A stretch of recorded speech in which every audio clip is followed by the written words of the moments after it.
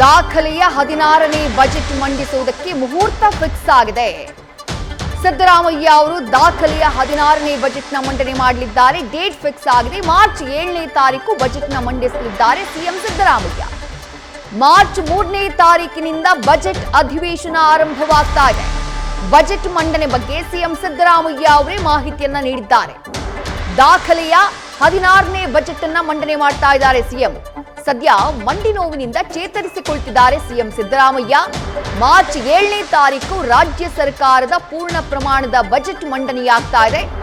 March 7ನೇ ತಾರೀಕು ತಮ್ಮ 16ನೇ ಬಜೆಟ್ನ ಸಿಎಂ ಮಂಡಿಸ್ತಿದ್ದಾರೆ. ಅವರು ರಾಜ್ಯಪಾಲರ ಭಾಷಣ ಮಂಡಿಸ್ತಾರೆ. ಅದರ ಮೇಲೆ ಚರ್ಚೆ ಮಂಗಳವಾರ, ಬುಧವಾರ, ಗುರುವಾರ ನಡೀತದೆ. ಶುಕ್ರವಾರ ಅಂದರೆ 7ನೇ ತಾರೀಕು ಶುಕ್ರವಾರ 25-26ನೇ ಸಾಲಿನ ಆಯವ್ಯಯವನ್ನು ಮಂಡಿಸ್ತೇನೆ. 25-26ನೇ ಸಾಲಿನ ಆಯವ್ಯಯ ಮುಂಗಡ ಪತ್ರವನ್ನು ಮಂಡಿಸ್ತೇನೆ. ತಾಳೆಯ ಏನು ಒಳ್ಳೆ ಬೆಂಕಿ ಬಿದ್ದವನ್ನ ಕಡ್ತಿಲ್ಲ. ಅದರ ಮೇಲೆ ಚರ್ಚೆ ನಡೆದು ಅದಕ್ಕೆ ಉತ್ತರನ ಮಾರ್ಚ್ ತಿಂಗಳ ಕೊನೆಯಲ್ಲಿ ಕೊಡ್ತೇನೆ. ಗೊತ್ತಾಯ್ತಾ? ಆಮೇಲೆ ಎಷ್ಟು ದಿನ ನಡೆಸಬೇಕು ಅನ್ನೋದ್ರ ಬಗ್ಗೆ ಬಿಸ್ನೆಸ್ ಅಡ್ವೈಸರಿ ಕಮಿಟಿನಲ್ಲಿ ತೀರ್ಮಾನ ಮಾಡ್ತೀವಿ. ಇವತ್ತು ನಾನು ಬೇರೆ ಬೇರೆ ಇಲಾಖೆಗಳ ಜೊತೆಯಲ್ಲೆಲ್ಲ ಸಭೆ ಮಾಡಿದ್ದೀನಿ. ನನಗೆ ಕಾಲು ನೋವಾಗಿದ್ದರೂ ಕೂಡ, ಮಂಡಿ ನೋವಾಗಿದ್ದರೂ ಕೂಡ ಮನೆಯಲ್ಲೇ ಬೇರೆ ಬೇರೆ ಮೀಟಿಂಗ್ಗಳು ಮಾಡಿದ್ದೀನಿ. ಇವತ್ತು ಜಾಸ್ತಿ ಜನ ಬರ್ತಾರೆ ಅನ್ನೋದಕ್ಕೋಸ್ಕರ ಇಲ್ಲಿ ಬಂದಿದ್ದೇನೆ. ರೈತ ಸಂಘಟನೆಗಳು ಎಲ್ಲ ಮುಖಂಡರುಗಳೆಲ್ಲ ಬಂದಿದ್ದರು. ಅವರ ಅಭಿಪ್ರಾಯಗಳನ್ನು ಕೊಟ್ಟಿದ್ದಾರೆ. ನಾವು ಅವ್ರ ಸಲಹೆಗಳನ್ನು ಗಮನದಲ್ಲಿ ಇಟ್ಟುಕೊಂಡು ಬಜೆಟ್ ತಯಾರು ಮಾಡುವಾಗ ನಮ್ಮ ಇತಿಮಿತಿಯೊಳಗಡೆ ಯಾವುದನ್ನು ಸೇರಿಸಬೇಕು, ಯಾವುದನ್ನು ಸೇರಿಸಬೇಕು. ಮತ್ತು ಕರ್ನಾಟಕ ಸರ್ಕಾರ ಯಾವಾಗಲೂ ಕೂಡ ರೈತ ಹಿತವನ್ನು ಕಾಪಾಡೋದ್ರಲ್ಲಿ ಹಿಂದೆ ಬಿದ್ದಿಲ್ಲ. ಯಾವತ್ತೂ ಕೂಡ ರೈತರ ಜೊತೆ ಇರ್ತೀವಿ. ಕೃಷಿ ಬೆಳವಣಿಗೆಗೆ ನಾವು ಪೂರಕವಾಗಿರ್ತೇವೆ ಅಂತಕ್ಕಂಥ ಮಾತುಗಳನ್ನು ಈ ಸಂದರ್ಭದಲ್ಲಿ ಹೇಳಲಿಕ್ಕೆ. ಬೆಲೆ ಏರಿಕೆ ಜಾಸ್ತಿ ಆಗಿರೋದ್ರಿಂದ ಸರ್ ನಿಮ್ಮ ಮೇಲೆ ಎಕ್ಸ್ಪೆಕ್ಟೇಷನ್ಸ್ ಜಾಸ್ತಿ ಇದೆ. ಸಾಕಷ್ಟು ಬೆಲೆ ಏರಿಕೆ ಜಾಸ್ತಿ ಆಗಿರೋದ್ರಿಂದ ನೋಡೋಣ. ಈಗ ಬೆಲೆ ಏರಿಕೆ ಕೇಂದ್ರ ಸರ್ಕಾರ, ರಾಜ್ಯ ಸರ್ಕಾರ ಎರಡೂ ಮಾಡಬೇಕು.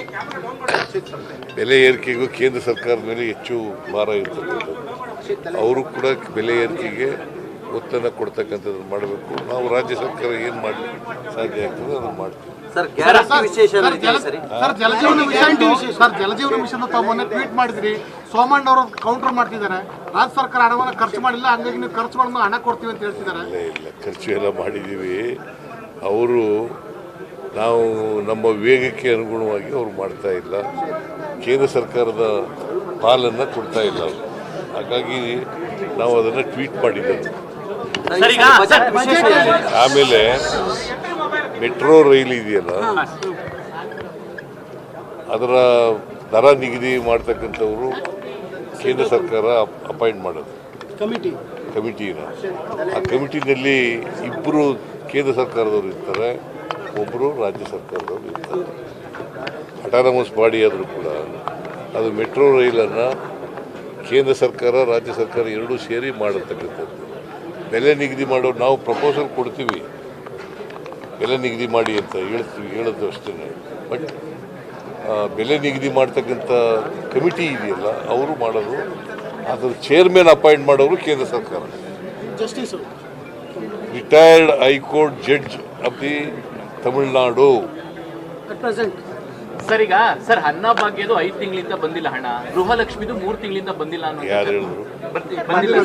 ಬಂದಿಲ್ಲ.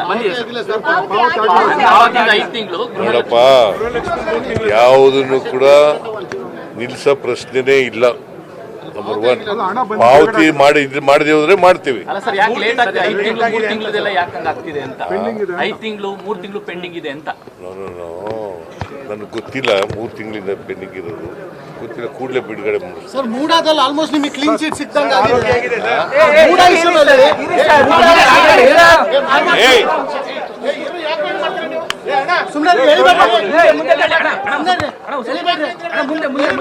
ಸರ್. ಮೂಡಾ ಕೇಸ್ನಲ್ಲಿ ಅಲಿಗೇಷನ್ ಏನೇ ಮಾಡಿದ್ರು ಕೂಡ ಆಲ್ಮೋಸ್ಟ್ ಕ್ಲೀನ್ ಚೀಟ್ ಕೊಟ್ಟಂಗಾಗಿದೆ. ಲೋಕಾಯುಕ್ತ ಪೊಲೀಸರು ಕೂಡ ಗೊತ್ತಿಲ್ಲ, ನನಗೆ ಗೊತ್ತಿಲ್ಲ. ಇಂಪ್ರೂವ್ ಆಗ್ತಾ ಇದೆ, ಪೇಯ್ನ್ ಕಡಿಮೆ ಆಗ್ತಾ ಇದೆ. ಪೇಯ್ನ್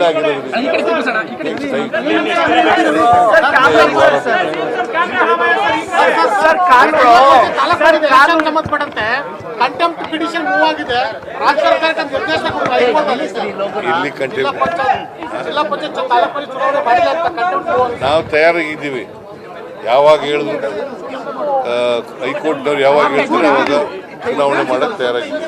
ನಾಯಕತ್ವ ಬದಲಾವಣೆ ಬಗ್ಗೆ ಸಾಕಷ್ಟು ಹೈಕಮಾಂಡ್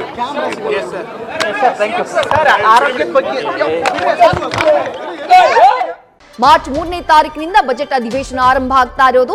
ಮಾರ್ಚ್ 7ನೇ ತಾರೀಕು ಬಜೆಟ್ ಮಂಡನೆ ಮಾಡಲಿದ್ದಾರೆ ಸಿಎಂ ಸಿದ್ದರಾಮಯ್ಯ ಅವರು. ಈಗಲೂ ಕೂಡ ವೀಲ್ ಚೇರ್ನಲ್ಲೇ ಓಡಾಡ್ತಿದ್ದಾರೆ. ಮಂಡಿ ನೋವಿದೆ, ಸುಧಾರಿಸ್ಕೊಳ್ತಾ ಇದ್ದೀನಿ, ಈಗ ಸ್ವಲ್ಪ ಇಂಪ್ರೂವ್ ಆಗ್ತಾ ಇದೆ ಅನ್ನುವಂಥ ಮಾಹಿತಿಯನ್ನ ಕೂಡ ನೀಡಿದ್ರು. ನಾನು ನನ್ನ ಸರ್ಕಾರಿ ನಿವಾಸ ಕಾವೇರಿಯಲ್ಲೇ ಎಲ್ಲ ಮಾಹಿತಿಯನ್ನ ಪಡ್ಕೊಳ್ತಾ ಇದ್ದೆ. ಇವತ್ತು ಜನ ಹೆಚ್ಚಿನ ಸಂಖ್ಯೆಯಲ್ಲಿ ಬರ್ತೀವಿ ಅಂತ ಹೇಳಿದಂತಹ ಕಾರಣಕ್ಕಾಗಿ ವಿಧಾನಸೌಧಕ್ಕೆ ಬರಬೇಕಾಯಿತು ಅನ್ನುವಂಥ ಮಾತನ್ನ ಹೇಳಿದ್ರು. ವೀಲ್ ಚೇರ್ನಲ್ಲೇ ಕೂತು ಪ್ರತಿಕ್ರಿಯೆಯನ್ನ ನೀಡಿದ್ದಾರೆ. ಮಾಧ್ಯಮದವರಿಗೂ ಕೂಡ ಬಜೆಟ್ ಅಧಿವೇಶನದ ದಿನದ ಹೊತ್ತಿಗೆ ನಾನು ಸುಧಾರಿಸಿಕೊಳ್ಳುವಂತಹ ನಿರೀಕ್ಷೆ ಇದೆ ಅನ್ನುವಂತಹ ಭರವಸೆಯನ್ನ ಸಿಎಂ ಸಿದ್ದರಾಮಯ್ಯ ವ್ಯಕ್ತಪಡಿಸಿದ್ದಾರೆ. ದಾಖಲೆಯ 16ನೇ ಬಜೆಟ್ನ ಮಂಡನೆ ಮಾಡಲಿದ್ದಾರೆ ಸಿಎಂ ಸಿದ್ದರಾಮಯ್ಯ. ಒಂದಿಷ್ಟು ಬೆಲೆ ಏರಿಕೆಗಳ ವಿಚಾರಕ್ಕೆ ಸಂಬಂಧಪಟ್ಟ ಹಾಗೆಯೂ ಮಾತನಾಡಿದ್ರು. ರೈಟ್, ಮತ್ತಷ್ಟು ಡೀಟೇಲ್ಸ್ ನಮ್ಮ ಪ್ರತಿನಿಧಿ ಮಂಜುನಾಥ್ ನೀಡ್ತಾ ಹೋಗ್ತಾರೆ. ಮಂಜುನಾಥ್, ವೀಲ್ ಚೇರ್ನಲ್ಲೇ ಬಂದ್ರು, ವೀಲ್ ಚೇರ್ನಲ್ಲೇ ರಿಯಾಕ್ಟ್ ಮಾಡಿದ್ರು. ಮಾರ್ಚ್ 7ನೇ ತಾರೀಕಿಗೆ ಬಜೆಟ್ ಮಂಡನೆ ಮಾಡ್ತಾ ಇದೀವಿ ಅಂತ ಹೇಳಿ ಖುದ್ದು ಸಿಎಂ ಸಿದ್ದರಾಮಯ್ಯ ಅವರು ಘೋಷಣೆ ಮಾಡಿದ್ದಾರೆ. ಇವತ್ತು ಕೂಡ ಬಜೆಟ್ಗೆ ಸಂಬಂಧಪಟ್ಟ ಹಾಗೆ ಸಭೆಗಳಾಗಿದೆ. ಏನ್ ನಿರೀಕ್ಷೆಗಳಿದ್ದಾವೆ, ಏನ್ ಚರ್ಚೆಯಾಗಿದೆ ಮಂಜುನಾಥ್?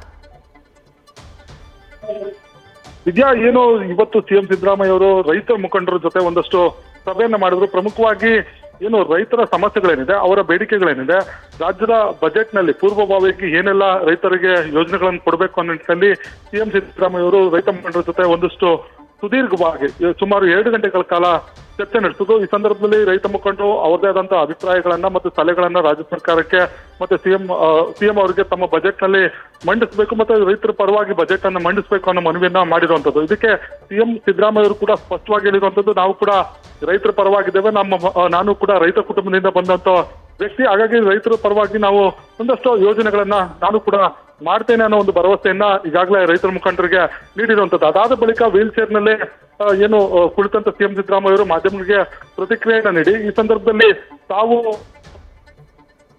ಯಾವತ್ತು ಮಂಡಿಸ್ತೇವೆ ಅನ್ನೋದ್ರ ಬಗ್ಗೆ ಸ್ಪಷ್ಟವಾದಂತ ಮಾಹಿತಿಯನ್ನು ನೀಡಿರುವಂತದ್ದು. ಏನು ಮಾರ್ಚ್ 7ಕ್ಕೆ ಶುಕ್ರವಾರದಂದು ರೈಟ್, ನಮ್ಮ ಪ್ರತಿನಿಧಿ ಮಂಜುನಾಥ್ ಮಾಹಿತಿಯನ್ನ ನೀಡ್ತಾ ಇದ್ರು. ಸಭೆಯನ್ನ ಮಾಡಿದ್ದಾರೆ, ಚರ್ಚೆಯನ್ನ ಮಾಡಿದ್ದಾರೆ ವಿವಿಧ ಇಲಾಖೆಗಳ ಜೊತೆ, ಬೇರೆ ಬೇರೆ ಸಂಘಟನೆಗಳ ಮುಖಂಡರ ಜೊತೆಗೆ ಪೂರಕವಾದಂತಹ ಬಜೆಟ್ನ ಮಂಡನೆ ಮಾಡ್ತೀವಿ ಅನ್ನುವಂತಹ ಮಾತನ್ನ ಸಿಎಂ ಸಿದ್ದರಾಮಯ್ಯ ಹೇಳಿದ್ದಾರೆ.